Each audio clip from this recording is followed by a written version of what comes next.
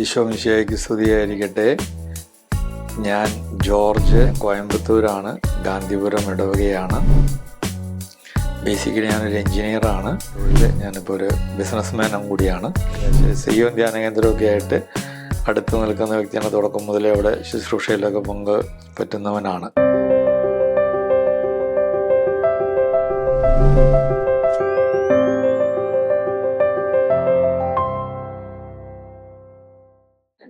ഞാൻ 1978 ഞാൻ ആദ്യമായിട്ടൊരു ശക്തമായ ദൈവാനുഭവത്തിലേക്ക് കടന്നു വരുന്നത്.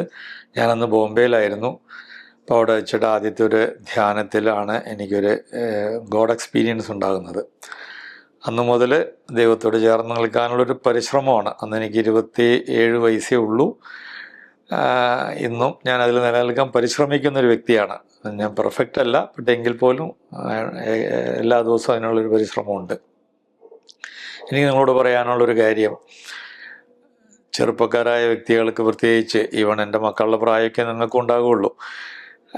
ഈ ഒരു പ്രായത്തിലൊരു പക്ഷേ നമുക്ക് തോന്നും, എന്തിനാണ് സ്പിരിച്വാലിറ്റി, എന്തിനാണ് ദൈവത്തോട്, എന്തിനാണ് പ്രാർത്ഥിക്കുന്നത് എന്നൊക്കെ തോന്നാനുള്ളൊരു സാധ്യതയുണ്ട്. കാരണം അതിനേക്കാൾ അട്രാക്റ്റീവായിട്ട് നമുക്ക് പലതും ഈ ലോകത്തിൻ്റേതായിട്ട് തോന്നും. അത് കുറേ വേണ്ടി നമുക്ക് എൻജോയബിളായിട്ട് തോന്നും.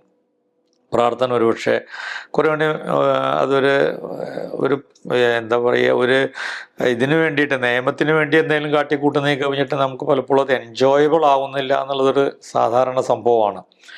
എന്നാൽ നമ്മൾ പ്രാർത്ഥിക്കുന്നു, എല്ലാം ചെയ്യുന്നു, പക്ഷെ അത് പെരിഫറിയലാണ്.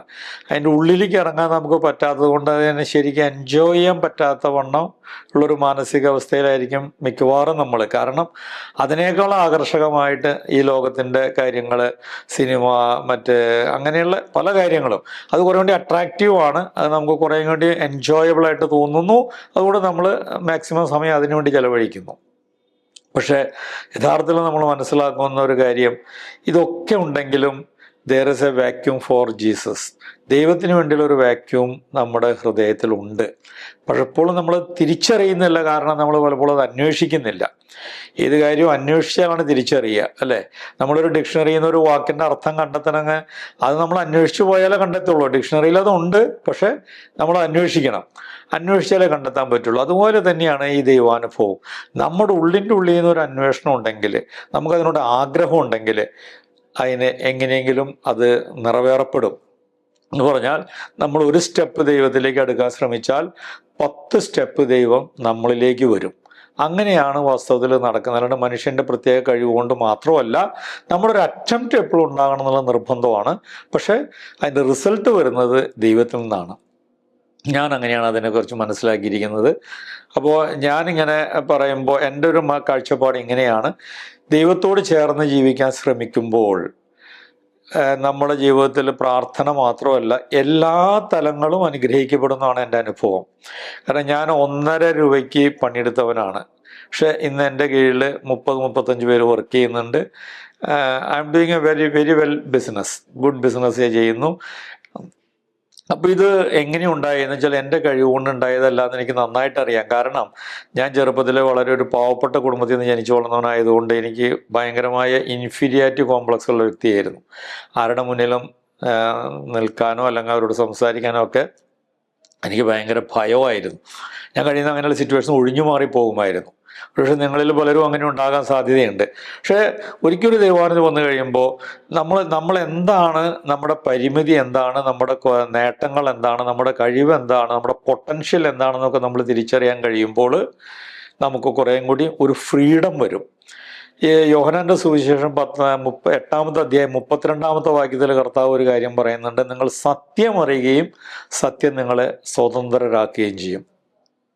പലപ്പോഴും നമുക്ക് ഈ സത്യം അറിയില്ല. നമ്മളിലുള്ള പൊട്ടൻഷ്യൽ എന്താണെന്ന് പോലും നമുക്കറിയില്ല.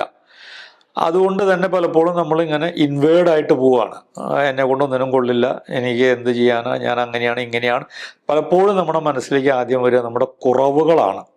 നമ്മളിലുള്ള മറ്റ് കഴിവുകൾ പലപ്പോഴും നമ്മൾ തിരിച്ചറിയാതെ പോകുന്നു എന്നുള്ളതൊരു യാഥാർത്ഥ്യമാണ്. അപ്പം അങ്ങനൊരു അവസ്ഥയിലൂടെയാണ് ഞാനും കടന്നുപോയത്. പക്ഷേ ഒരു ധ്യാനാനുഭവത്തിന് ശേഷം ദൈവം എന്നെ സ്നേഹിക്കുന്നുണ്ടെന്നും ദൈവം ഒരു യാഥാർത്ഥ്യമാണെന്നും ഒക്കെ എനിക്കൊരു ബോധ്യം കിട്ടി. അതൊരു വല്ലാത്ത എന്താ പറയുക, എന്നെ വല്ലാതെ ഉയർത്തുന്ന ഒരു എക്സ്പീരിയൻസ് ആയിരുന്നു. അതുവരെ എനിക്ക് തോന്നാതിരുന്ന പലതും, അതായത് അതുവരെ അറിവിൻ്റെ തലത്തിൽ ദൈവമുണ്ട് നമ്മൾ സമ്മതിച്ചിരുന്നെങ്കിലും അനുഭവത്തിൻ്റെ തലത്തിൽ എനിക്കത് തോന്നിയിരുന്നില്ല. ഞാനത് അനുഭവിച്ചിട്ടില്ല. പക്ഷേ ഈ ഒരു അനുഭവം കിട്ടിയതിന് ശേഷം ദൈവം ഒരു വ്യക്തിബന്ധത്തിലേക്ക് വന്നു. എല്ലാ ദിവസവും ദൈവത്തോട് അല്പം പ്രാർത്ഥിക്കുക, ബൈബിൾ വായിക്കുക, പേഴ്സണൽ പ്രെയർ, കുർബാനയ്ക്ക് പോവുക, അങ്ങനെ ഈ പെരിഫറിയിലുള്ള എല്ലാ കാര്യങ്ങളും ചെയ്യുമ്പോഴും അതിൻ്റെ ഉള്ളിൽ ഇൻ ഡെപ്തിൽ എനിക്ക് അതിൽ നിന്ന് കുറേ എക്സ്പീരിയൻസ്, കുറേ എനർജി കിട്ടാൻ തുടങ്ങി. ഉദാഹരണം പറഞ്ഞാൽ നമുക്ക് മനസ്സിലാവും. നമ്മൾ എന്തിനാ ഭക്ഷണം കഴിക്കണമെന്ന് ചോദിച്ചാൽ നമ്മൾ പറയും വിശന്നതുകൊണ്ടാണെന്ന് പറയും. സത്യത്തിൽ വിശന്നത് കൊണ്ടല്ല നമ്മൾ ഭക്ഷണം കഴിക്കുന്നത്. അൾട്ടിമേറ്റ്ലി വിശപ്പ് ശമിപ്പിക്കലല്ല ഭക്ഷണത്തിൻ്റെ യഥാർത്ഥ ലക്ഷ്യം. നമ്മുടെ ശരീരത്തിന് വേണ്ട എനർജി കിട്ടുക എന്നുള്ളതാണ്. വിശപ്പ് അതിനുള്ളൊരു ജസ്റ്റ് ഒരു സിംറ്റം മാത്രമാണ്. അപ്പം നമ്മൾ സിംറ്റത്തെയാണ് നമ്മൾ അറിയുന്നുള്ളൂ.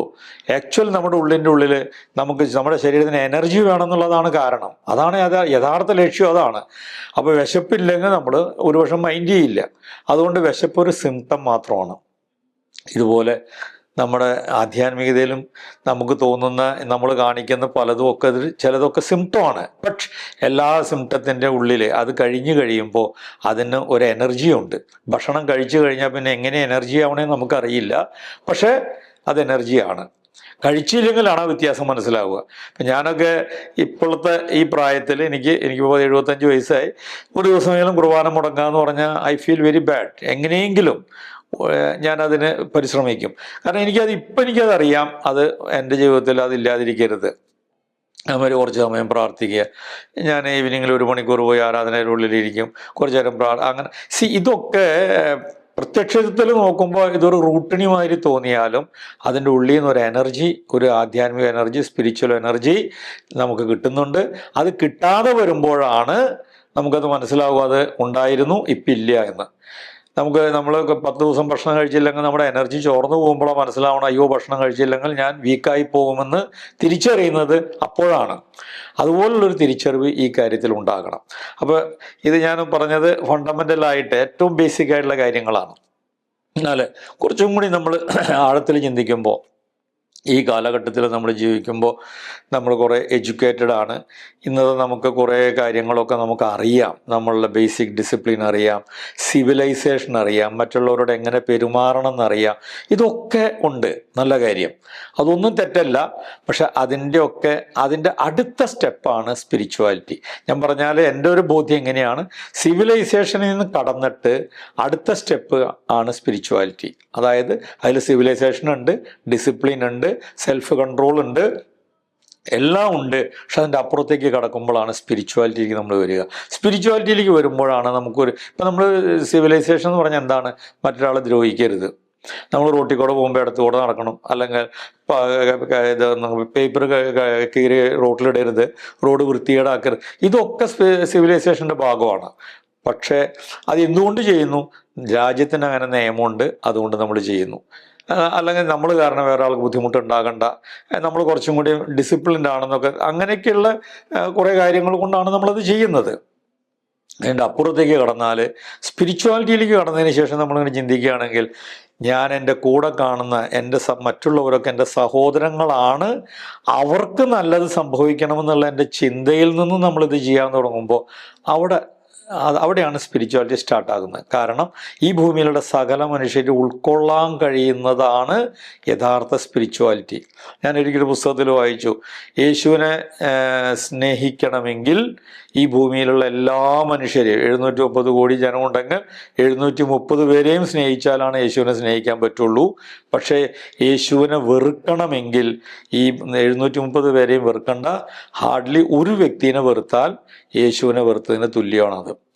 അപ്പോൾ അതൊരു വല്ലാത്ത ചിന്തയാണ്, എന്നെ വല്ലാതെ എന്താ പറയുക ചിന്തിപ്പിച്ചൊരു ചിന്തയാണ്. നമുക്ക് ഇപ്പം എല്ലാവരും ഉൾക്കൊള്ളാൻ പറ്റുന്നില്ല എന്നുള്ളതൊക്കെ നമ്മൾ പറയാതെ അത്രയൊക്കെ സാധ്യമുള്ളൂ എന്നൊക്കെ പറഞ്ഞാലും, ശരിക്കും നമ്മളതിനെ സ്പിരിച്വലി കാണുമ്പോൾ സകല മനുഷ്യരെ ഉൾക്കൊള്ളാൻ കഴിയുന്നതാണ് യഥാർത്ഥ സ്പിരിച്വാലിറ്റി. അപ്പോൾ നമ്മൾ അങ്ങനെ കാണുമ്പോൾ നമ്മുടെ ജീവിതത്തിലെ പ്രത്യേകത നമ്മൾ മനസ്സിലാക്കാൻ പറ്റും.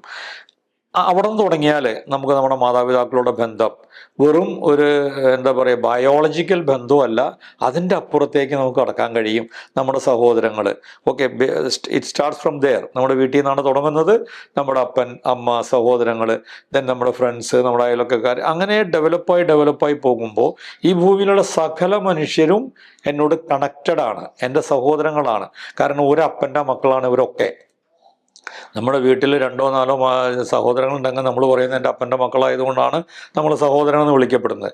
അങ്ങനെയെങ്കിൽ ദൈവത്തിൻ്റെ മക്കളാണ് സകല ജനമെങ്കിൽ ആഫ്രിക്കക്കാരന്, നീഗ്രവും എല്ലാവരും ദൈവത്തിൻ്റെ മക്കളാണ്. അവരൊക്കെ ഉൾക്കൊള്ളാൻ കഴിയുന്ന ഒരു വിശാലമായ മനസ്സ് നമുക്കുണ്ടാകുന്നതാണ് സ്പിരിച്വാലിറ്റിയുടെ ജസ്റ്റ് ബിഗിനിങ്. ആദ്യത്തെ സ്റ്റെപ്പ് അവിടെ നിന്നാണ് തുടങ്ങുന്നത്. മറ്റുള്ളതിനെ കുറിച്ചുള്ള കൺസേൺ നമ്മളറിയാം. ഇപ്പോൾ കർത്താവ് തന്നെ അന്ത്യവിധിയിലൊക്കെ ചോദിക്കുന്ന ചോദ്യം എന്താണ്? നീ എത്ര കുർബാന കണ്ടെന്നോ, എത്ര കൊന്ത ചെല്ലിയെന്നോ, എത്ര ദിവസം ഉപവസിച്ചെന്നോ ഒന്നുമല്ല ചോദിക്കാൻ പോകുന്ന ചോദ്യങ്ങൾ. വളരെ ക്ലിയറായിട്ട് ചോദിക്കുകയാണ്, നിൻ്റെ ജീവിതം കൊണ്ട് ആർക്കെങ്കിലും ഒരു ഗ്ലാസ് വെള്ളത്തിനെങ്കിലും ഉപകാരം ഉണ്ടായിട്ടുണ്ടോ എന്നാണ് ആ ചോദ്യം. പ്രതീകാത്മകമായ ചോദ്യമാണ്. പക്ഷേ എൻ്റെ ഒരു സാധാരണ ഭാഷയിൽ പറഞ്ഞ ഇതാണ് ചോദ്യം. നീ ജീവിച്ചു, ഓക്കെ, 80 കൊല്ലം 100 കൊല്ലം ജീവിച്ചു, നല്ല കാറ് വാങ്ങി, നല്ല വീട് കെട്ടി, മക്കളെ പഠിപ്പിച്ചു, നന്നായി നല്ല വസ്ത്രം ധരിച്ചു, നല്ല ഭക്ഷണം കഴിച്ചു, മറ്റുള്ളവർ മുന്നിൽ മാന്യനായിട്ട് ജീവിച്ചു, ഇതൊക്കെ ശരിയാണ്. പക്ഷേ അൾട്ടിമേറ്റ്ലി ആവശ്യക്കാരന് നിന്നെ കൊണ്ട് എന്തെങ്കിലും ഉപകാരം ഉണ്ടായിട്ടുണ്ടോ? നിൻ്റെ സഹോദരൻ എന്ന് പറയുന്ന ഏറ്റവും താഴെ കിടക്കുന്നവന് നിൻ്റെ ജീവിതം കൊണ്ട് എന്തെങ്കിലും ഉപകാരം ഉണ്ടായിട്ടുണ്ടോ എന്നുള്ളതാണ് ദൈവത്തിൻ്റെ ചോദ്യം.